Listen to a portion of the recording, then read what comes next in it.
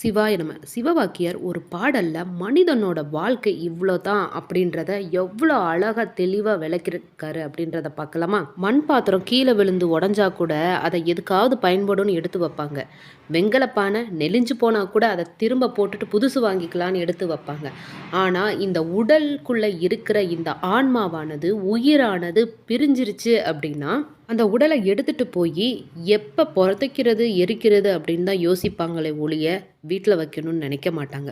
இப்படி ஒரு காசுக்கு கூட பயன்படாத இந்த உடல்ல நீங்க ஆட்கொண்டு நின்று ஆடிய மாயமென்ன பரம்பொருளே அப்படின்னு அவ்வளோ அழகா அந்த வரிகள்ல அவர் எடுத்து சொல்லியிருப்பாரு. மண்கலம் கவிழ்ந்த போது வைத்து வைத்தடுக்குவார், வெண்கலம் கவிழ்ந்த போது வேண்டுமென்று பேணுவார், நம் களம் கவிழ்ந்த போது நாருமென்று ஓடுவார், என் கலந்து நின்ற மாயம் என்ன மாயம் ஈசரே அப்படின்னு ஒவ்வொரு வரிகளும் அவ்வளோ அழகா தெளிவா எடுத்து சொல்லியிருப்பாரு சிவவாக்கியர்.